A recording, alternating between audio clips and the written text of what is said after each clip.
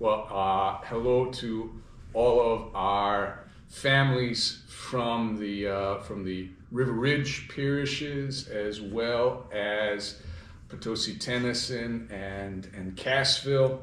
We had inclement weather 2 Wednesdays in a row, I'm afraid. And so, in case you didn't know, we ended up, for safety's sake, canceling both of our Wednesday family faith formations in the month of February. And recording this, putting it up on the website to give all of you an opportunity to prepare for the lessons for this month. And we'll keep it a little bit simpler, a little bit briefer for your sake.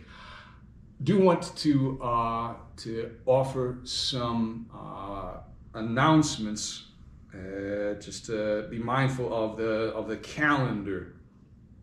So next month, beginning of March, we celebrate Ash Wednesday, the beginning of Lent. And for that reason, if you looked at our schedule for family faith formation, you would have noted this is one of the 2 times when the schedule's pushed back. We otherwise do first Wednesdays at St. Mary's in Bloomington and second Wednesdays either Potosi Tennyson or Cassville. They're both getting pushed back a week. That kind of works out well for us right now, given that we canceled, and I'm getting this to you a week later. But we want to encourage everyone, if you're at all able, to bring your family to Mass on Ash Wednesday to receive the graces to start Lent well, but also to note that whereas the St. Andrew Thomas and the St. Charles first reconciliation for the second graders was scheduled for this weekend, for last Wednesday. In lieu of that, we'll ask these families and we'll send out a reminder that we'll ask the children to come, the families to come to the Ash Wednesday Mass at St. Charles, at St. Andrew's, an hour early. So on Wednesday, March 5th, we'll ask you to be there at 6 p.m. at St. Andrews. The Mass is going to be at 7. We'll ask those families to be there at 6 for their first reconciliation. And then, as I said, pushing things back a week for Ash Wednesday, the River Ridge parishes will hold their family faith formation at St. Mary's in Bloomington on Wednesday the 12th. And then our St. Andrew Thomas and St. Charles family faith formation the following week, Wednesday the 19th. While we're trying to balance them out, the 2 locations, St. Andrew Thomas and St. Charles, in order to avoid any confusion, whereas we would have been meeting next at St. Charles and we missed that meeting, we're gonna resume the regular schedule. So Wednesday the 19th will be at St. Andrew Thomas School. That way, nobody looks at their calendar. We would have otherwise had to swap all of them to keep that back and forth schedule. So that's it for all of the calendar issues. As for our lessons, as I always do, I like to begin by considering something about your own life and use that to make that connection to the lessons.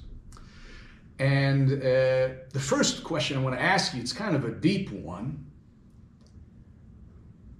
What would your life be like? Would you even be the same person if you had never met the people in your family?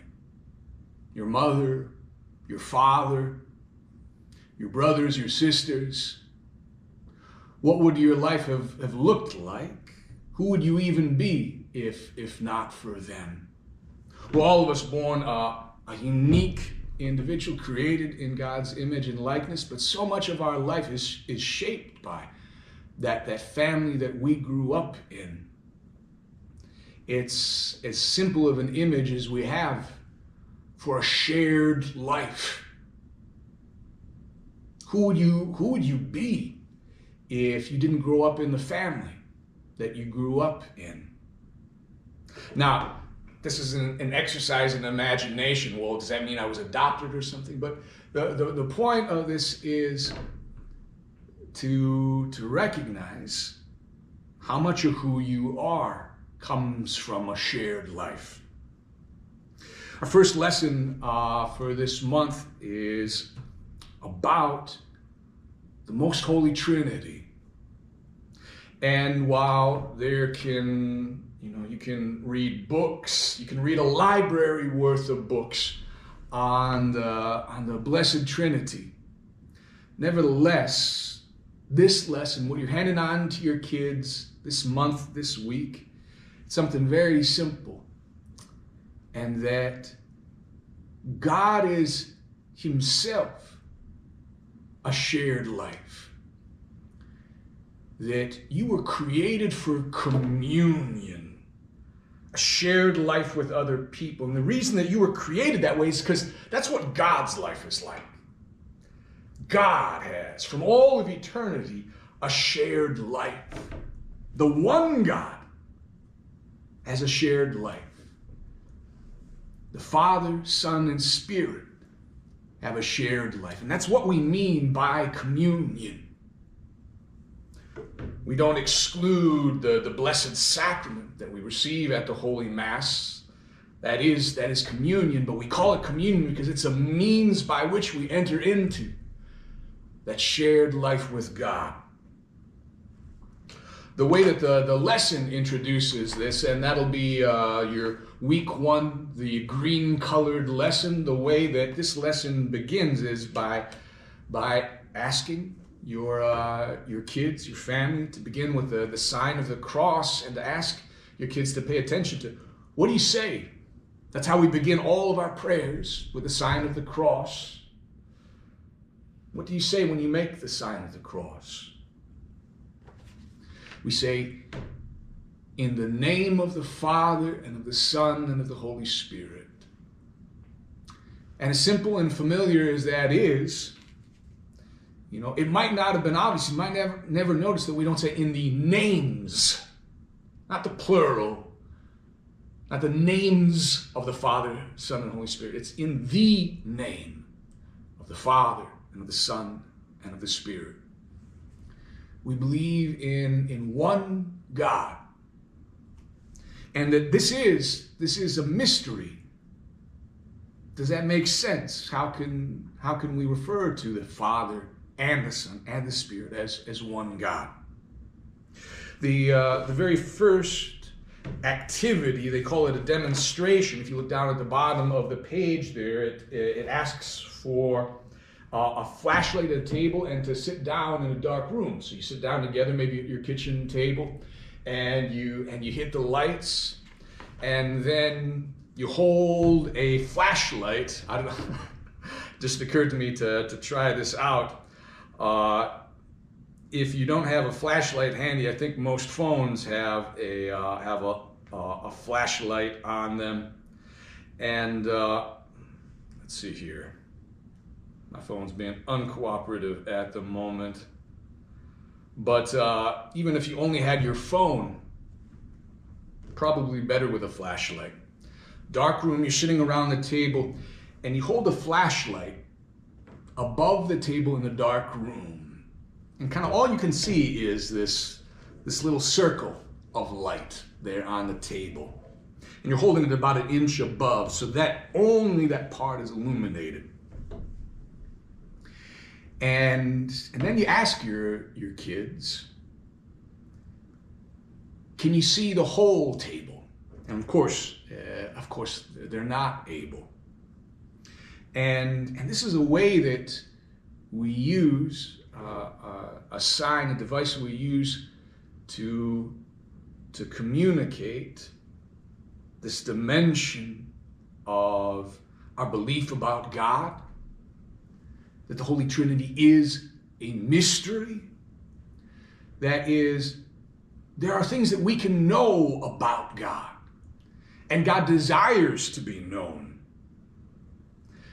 God desires for us to come to know Him, but we can never comprehend, we can never get our mind all the way around God. You can see this part of the table, and you do see the table, but the table is much bigger than what we can see. And now imagine that it's not just the table that we're sitting around. Imagine that table extended out in all directions forever. That's more like what it would be like if that light was our knowledge of God. The lesson also offers a couple of analogies. And it's a good thing to tell your kids, to help them understand that what we mean by the Holy Trinity can never be perfectly represented by a symbol. But nevertheless, some of these symbols can be helpful. A very traditional one is a triangle. There's one triangle, but it's got three distinct sides. Another analogy that the lesson uses is a rainbow. And precisely because this is a little bit more ambiguous, it's in a way a better representation of the Trinity. So what is a rainbow?